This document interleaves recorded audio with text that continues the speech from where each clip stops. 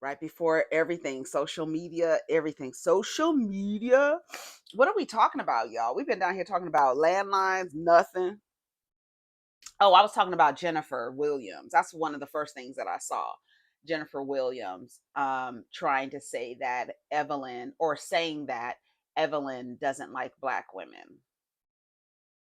Girl, where you been? You've been right next to her this entire time and you didn't know that she has an issue with black women? Girl, shut the fuck up. And the sad part about it, her issue with black women stems from their connection to black men. That's the saddest part about how these non-black, like, pick me's act. That's the only reason why you have a problem with black women is because their proximity to black men, and you got your eyes set on black men like a fool. And anybody got their eyes set on black men is a goddamn fool. But uh, uh, you've been sitting next to that girl for how long? And now all of a sudden she's doesn't like black people. I was like, oh my God, y'all not gonna let, are y'all gonna let Jennifer Williams, are y'all gonna let Jennifer Williams scam y'all with the protect black women trope? And I was reading the comments and I was like, that's why it works so effectively for men. All they gotta do is say black and y'all be like, "Hmm? Hmm?" And now Jennifer's using the same thing. But she's only using that card, the black woman card, because she is trying to protect her friend, the Dorothy husband, scamming ass day trader, right? She's trying to protect him. So now she's pushing down, hey, y'all know Evelyn. I'm really convinced Evelyn doesn't like black women. That's to get y'all to go against Evelyn. We already pulled Evelyn's card when she posted that image of a monkey and was trying to fuck with OG. We already clocked it, and it's been clocked before that. Because OG, when she came to the show, she had a problem with it. So it's been documented. People have problems with Evelyn and the way she shows up in her relationships with black women. Yes, it has been documented. There's reviews all over the internet about Evelyn. So you coming out telling us now that it serves you, but it's not just serving you. Your motivation behind doing this is to protect the man who has abused black women. So fuck you, Jennifer Williams. Girl, you sound like a fucking the idiot that you are. That's what you sound like. You sound exactly like the idiot that you are. You're married to a man who a woman jumped off of a balcony to get away from, and you ran towards him. You had a woman run from that motherfucker and jumped off a balcony, and you ran towards him.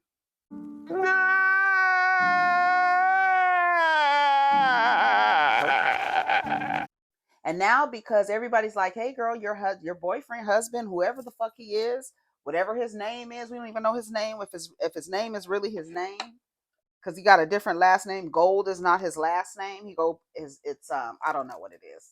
Christian. I think it starts with a W. But that's the reason why she's pulling the black card. Can you imagine? In protection, this is how pick-me's work. In protection of a man. Now I'm gonna throw you under the bus. I've been sitting next to your bigot ass for almost 30 years. And now I got my husband who's abusive and harmful and violent and scams black women. So now I'm gonna protect him. And so since I'm gonna protect him, in an effort to protect a violent man, I'm gonna play the black woman card. It was gone. Let me just go in the bush and weep. Let me just go in the bush and weep. I just have to go in the bush and weep. That's nasty word. But guess who she learned it from? I don't know if she learned it from Tim Norman. You know, the man that she dated who had his nephew killed for a life insurance policy? Or the man that stole her car, took her Range Rover? Or the other man that was stalking her? Wasn't that Tim Norman? There was two men stalking her. Or the other man she made a documentary about called Scam Likely. Oh, she's been scammed. Jennifer was scammed. Well, when you date scammers and nefarious men, that typically happens, girl. You're typically the target. And you over there, Jennifer, looking like a clown, over a man and weaponizing your own identity for a man who is really probably just trying to run your pockets. When Jennifer comes down here in a few months and say that Christian slowly siphoned money out of her accounts that she so foolishly gave him access to because he's my husband. But keep my husband out of it. He's my husband, so he's going to get access to the money. Right? That's the type of nigga you married. Right? And then you mad because you don't want anybody to say what it is. You're mad because you don't want anybody to say that your husband is a scammer, that your husband scammed people. And yeah, Evelyn, you can't talk. You really can't talk because of your Shaunie, what's her daughter's name? Shanice. You can't. And the fact that all of y'all are in conflict. Shanice is in conflict with Jennifer. Jennifer's in conflict with Evelyn. Jennifer's in conflict with everybody over men. Raggedy men. That's what happens. This is what you're looking at. This is how pick-me's move around. Shanice came out and said she feels sorry for Jennifer. She's a 50-year-old woman still trying to figure it out. But we trying to figure out how the fuck you ended up with Jason Taylor, because you had the fucking blueprint and all these women around you, and you still fucked up and went and married, went and had a baby. Not married. Good. Don't legally tie yourself to him, but you went and had a baby with a man who is $7 million in debt. You know where that $7 million debt came from? He stuck his fingers up somebody's pussy without consent, and she sued him. And he didn't show up to court because he's an arrogant, bitch ass, pretty ass nigga, right? And so she has a $7 million judgment. She got her hooks in his royalties. He can't work. He has to move money around. He has to be nefarious. He has to continue his nefarious ways. And your daughter, Evelyn Lozada, lay down, open her knees, and let that man ejaculate into her. And y'all hoped for a baby with eyes, because already it's out there.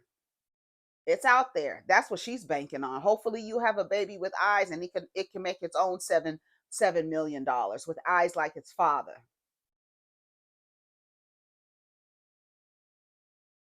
So Evelyn, you don't have too much to say, but I'm not hopping on no bandwagon or in no line with Jennifer Williams, who is now conveniently playing the she hates black women card. You hate black women too. You hate black women so much that you hate yourself, because only a bitch who hates herself would marry a man like Christian Gold. Only a bitch who hates herself. So in effect, you hate black women too, bitch.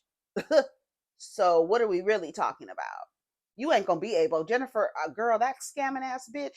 Jennifer is a scammer just like every motherfucking man she's ever been with. She's one of them.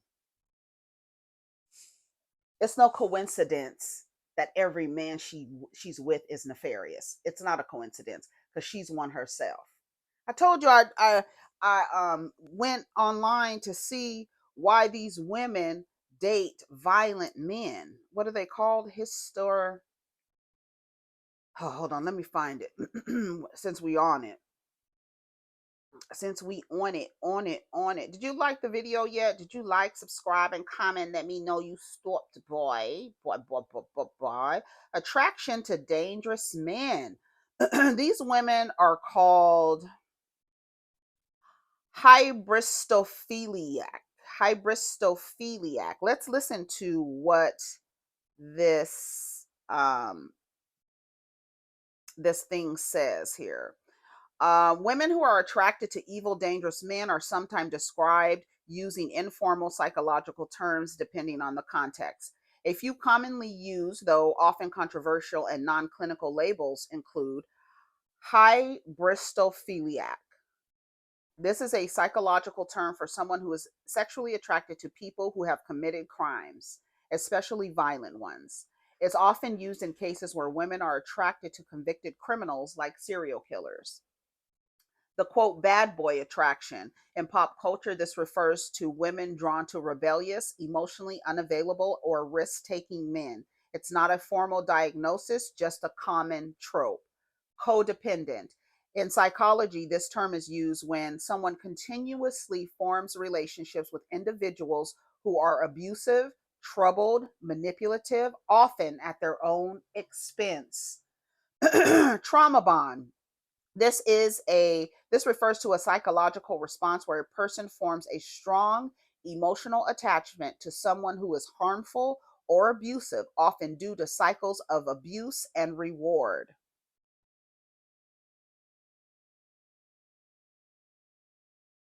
Attachment trauma. Many women who repeatedly choose harmful partners often experience unstable or neglectful caregiving in childhood.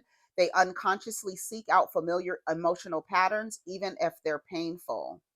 Women with low self-worth and codependency.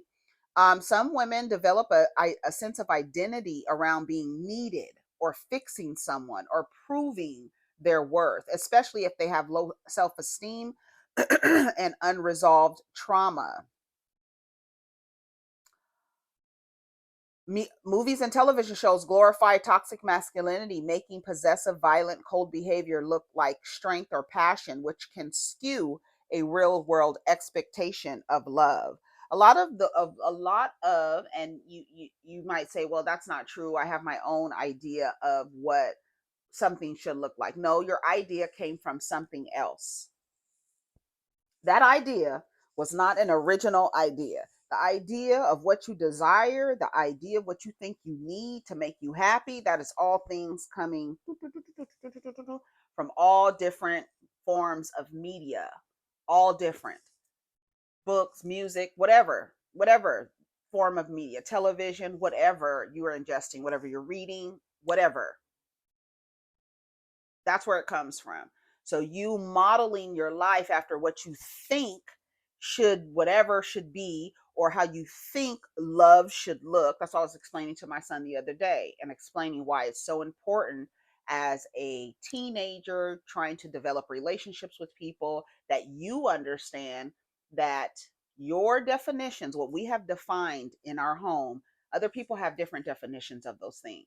So when you're starting to be in relationship with those people, your idea of showing love, showing kindness, showing compassion might translate differently to someone who has a different experience in their home, right? That love and compassion that you're giving them, they may not have ever got that. So they don't even know how to receive that, right? So when you're out trying to relate to people and try to get to know people, you actually do not know where they come from. You do not know how they define how you define things, right? What is your idea of what is your expectations? If you have a relationship with somebody, what is your expectations of that person as it relates to you? Some people don't even have an idea, right? You ask a child, you want a boyfriend and a girlfriend. What do boyfriend and girlfriends do?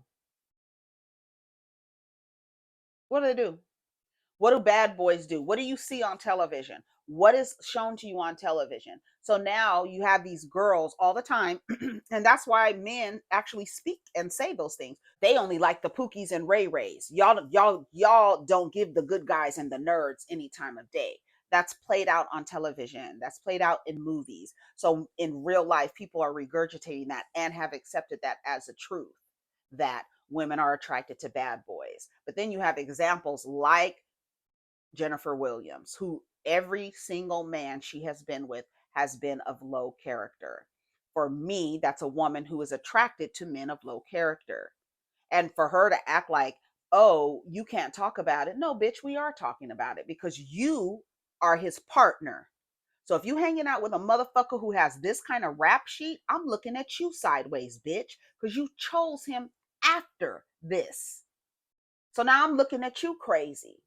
I wouldn't trust Jennifer with a 10-foot pole, nothing. That she is married to a scammer. Girl, Portia's another one. I wouldn't trust that bitch either. These women actively look for these type of opportunities with men who they know are nefarious. And now you want to pull, oh, she doesn't like black women just because she's like, bitch, move out the way. I'm talking to your motherfucking man. Your motherfucking man is a scammer. Evelyn showed some text messages that she sent to Jennifer saying, I'm concerned about this man. like genuinely concerned about him. And this is and to me, when what I saw in Basketball Wives, when Evelyn was like, are like looking at her like, are you for real? Like, you don't care about these people? Like, for real? Like, fuck all of this shit. This is like for real. This is real life. This man did this. What are you talking about? And then Jennifer's looking at her with like she's disgusted. Jennifer tells her, you have your grandchild's father is a felon. Y'all are literally arguing about felonious men. That's what y'all are arguing about. Jason Taylor and motherfucking Christian Gold, bitch.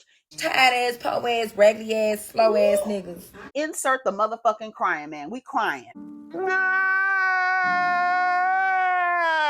for days and days and days. They're gonna call me La Llorona out there crying at the for because you bitches can't get this shit together. Y'all are literally fighting over Christian Gold and Jason Taylor.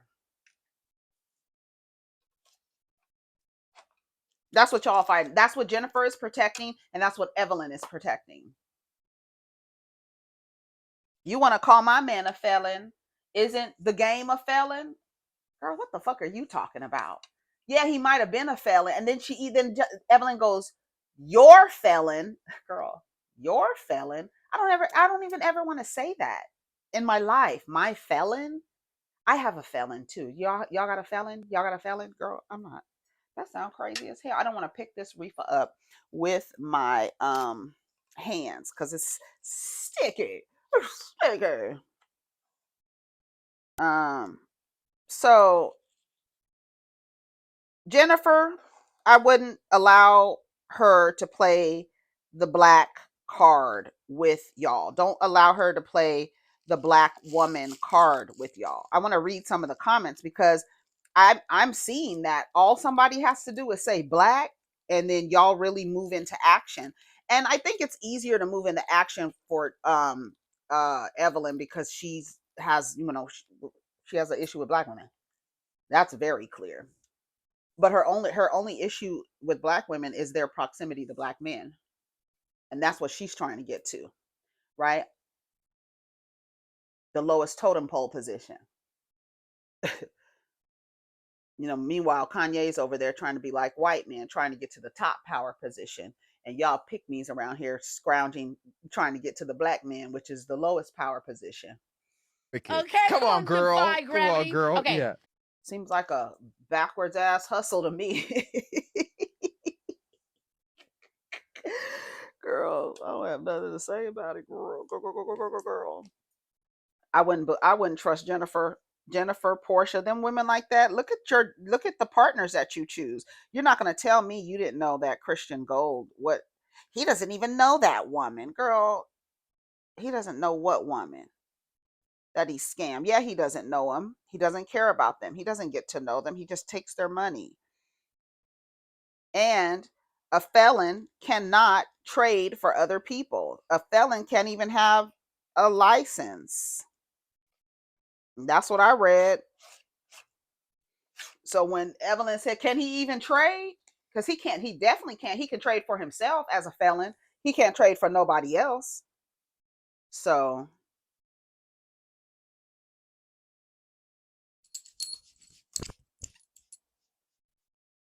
he can't. That's the truth. Okay, I gotta go. I want to read a couple comments before we go. Hold on.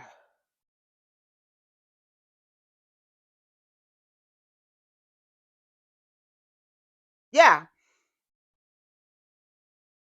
People with a felony can day trade for themselves using a personal brokerage account. There is no law that universally prohibits felons from buying and selling stocks. However, there are three important limitations and considerations. Personal day trading is permitted. A felony conviction does not stop someone from opening a standard brokerage account and trading stocks, options, and crypto. Some brokers may ask about criminal history, especially if you're applying for a margin or advanced account privileges, but a felony isn't always disqualifying. Becoming a licensed professional is restricted. If someone with a felony wants to become a professional trader or work in finance as at a firm, a financial advisor, or managing money for others, things can get complicated. The FINRA, the Financial Industry Regulatory Authority, requires background checks and restricts people with certain felonies from being licensed via the Series 7 or Series 63 exams. A statutory disqualification may apply if the felony involved fraud, dishonesty, or financial crimes. That can block you from being registered unless a waiver is granted. He can't trade for other people. He can trade for himself, but not for other people. And I don't know. I wouldn't trust him. And I wouldn't trust Jennifer. And the fact, and this is an example why you don't trust Jennifer, because she's using this as a dog whistle, right? She's using a dog whistle.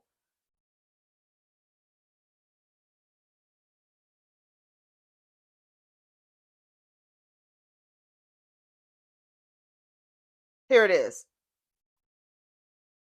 Let me go back to the neighborhood talk. I want to show you where Jennifer was saying that. Listen to Shaunie, what she said about Jennifer. About her daughter because her daughter had a baby by a felon. How do you feel about that? And are you surprised that you are being brought up for the 1,000th time? So I will start by saying, to play devil's advocate, I think she used the term felon. Yes. Because you said it first about her man. Mm-hmm. And so she kind of reversed it and said it about, Blaze's dad. Mm-hmm. So I think that's where she was getting at. No, I'm not surprised. Even if she didn't say that, she's not exactly my cup of tea. I feel that Jennifer she's like a lost woman in her 50s. Like, yeah. And it's the second time that it's happened. And obviously she did it the first time around. And this is why I think she's so phony, because the first time around, she apologized, not taking accountability for her actions. She needs to work more so saying, hey, I'm sorry that you were being spoken about. So, and I was like, okay, and she had like these crocodile tears in her eyes, and it was okay. And then you did it again. So I just think, I don't have hate in my heart for Jennifer. If anything, I feel sorry for Jennifer, that you had to stoop so low. And also at that time, like, I was fresh postpartum. Like, I was, Blaze was like a month or 2 months old. And if anyone has ever been through pregnancies or postpartum, that it's a very sensitive time. Like, mm-hmm. Everything is like high, like your nervous system is like on fire, Right. So I just feel that she's self-centered. I think she's selfish. And I don't see her worried about anybody other than herself. Like, I don't see Jennifer as a girl's girl. Yeah. Yeah. More so saying, hey. And you like to bring up that Christian is a felon a lot, and your daughter has a child by a felon as well. Facts. You seem to throw that up a lot, and it's for what? First of all, I don't have a dog in the fight with who you choose to or be with. Carl's cousin was involved. That's not like something that I just decided to pull out of the air. It's a real thing. So I brought it to you so you can believe what I'm saying. But the difference is that your felon is currently stealing money from people today, tomorrow, yesterday. Whatever you say. And let me tell you something. You done talked about my daughter and you done brought my daughter, but you don't got kids. You don't got kids. Yeah, I do. You never carried a kid. Keep my daughter's name out your mouth. Because you won't be able to walk the streets of LA. You keep bringing my daughter up and who she's with. My daughter. My daughter. You keep bringing my daughter up and who she's with. You won't be able to walk the streets of LA. I just, girl, stop. Why? What's going to happen? Girl. Jennifer says, I'm 49. I pray God blesses me to see 50. Me too.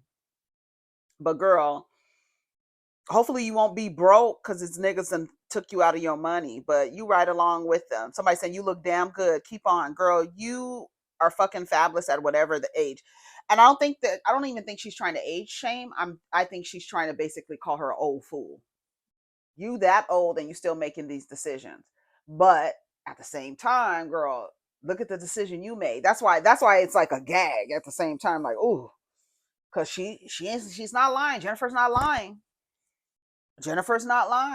And she knew that that was gonna fuck with Evelyn by talking about Shanice. Shanice is a grown woman with a baby. You a grandma. But the fact of the matter is, your nigga's taking money from people right now. People are calling actively looking for their money from your man. So I know you thought you were gonna get me with that one. See, that's how Evelyn shouldn't have even went like that. Like, oh girl, you really thought you got me with that one. Let's talk about your nigga committing crimes today. That's what we talking about today. Fuck Shanice and Jason. Let's talk about Christian Gold, bitch. See, that's how you have to go. You don't even need to get mad at her. Like, what are you getting mad at her for mentioning your daughter? Like, you're like playing into it. That's like when Heavenly told Contessa yo mama, and Contessa got upset. Like, girl, I wouldn't eat saying yo mama. I don't care if your mother is dead or not. Like, girl, who cares what that lady said? You know that's what she says. Why would you even respond to that or react to that? Why would you even allow yourself to react to something like that? Girl, I know you're saying that because whatever. Yeah, okay, yeah, but let's talk about what Christian is doing today. That's what I want to talk about. Let's talk about what the fuck he's doing today.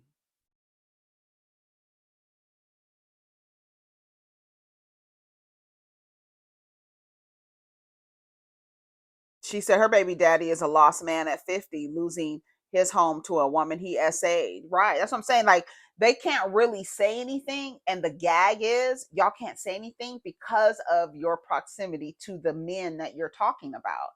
Both of those men are raggedy, musty, dusty. And it's like, that's what y'all fighting over? Two weird ass Negroes. This is coming from a young lady who slept with her mother's best friend's baby's father, who is really trifling. And again, and you see how, like, you really can't say, if you making moves and you're centering men, the moves are always going to look ridiculous to those who don't. Every time they're mentioning, does she realize she's describing her mother? And it's all in connection. All these foolish reads are because of your proximity to an ancient man. And that's what they're fighting about. That's the craziest part out of all of this. Y'all are in conflict over men. And Jennifer is weaponizing protecting Black women for a man who's been violent to Black women. We're not playing those games. Girl, if you don't get the fuck out of here with that bullshit, get the fuck out of here. So Evelyn said that I wanted to reach out to you privately again, even though you didn't respond to my last message since we filmed the reunion. I love you, and I hope that and pray this doesn't upset you more, but I'm genuinely worried about you. I've known you for a long time, and I feel like what's happening in your life right now is God's will, because he's protecting you, my friend. And she gives her praying hand emojis. The color of her praying hands is not the complexion I would expect Evelyn to use, but okay, with a little heart emoji. And then she says, if you are up to it, I'll call you tomorrow to explain what conversation I had with the private eye. I had with the private eye off camera. I didn't watch last season, so I don't know what happened. They basically forced me today to have an opinion about you and your relationship, which all season I told them I didn't want to because I didn't want to create drama between us.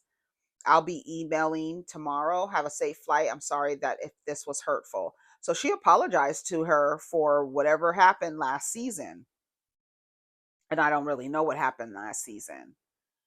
But someone says Evelyn has gotten so comfortable disrespecting Jen and other Black women on TV for several years while Black people supported her. And now she doesn't feel the same support, so she's playing the victim. And I said, is that your take? You mean Jen sat by her friend who doesn't like Black women for almost 30 years. And now that woman is coming after her scamming ass, day trading gay husband, now she's using the Black woman card. Jennifer doesn't give a fuck about black women. I just told you why she doesn't. She's partnered with a man like this. She can't give a fuck about black women. Anyways, I gotta go. Let me go. I will come back for another video. But before we leave, it's so funny. Yesterday they were that Meg and Tori story came out and saying that Kelsey girl, whatever. Chris Brown tweeted "Free Tory," right? And this morning the headline is Chris Brown reportedly arrested in the UK for allegedly smashing producer in the head with a bottle of Don Julio. And I'm gonna go to the car and dial 911 because you're going to jail, bitch. Let me read some of these comments. Rock Nation is busy. It's tourist season. I'm sure he had a reason. This is from 2023, guys, and yes, the timing matters. Him screaming "Free Tory" on Wednesday to being locked up on Thursday is nasty work. He said "Free Tory." God said, "Get in here with him, girl. Come on in here, sir." Right after saying "Free Tory," Rock Nation ain't slick. The amount I paid for those tickets, he better be home in time or I'll be in the visitation room watching my show. Screaming "Free Tory." Woo, how God turned those tables. Telling "Free Tory" yesterday and arrested the next. Child of mess. I hope Tory posts "Free Chris Brown." That is actually funny.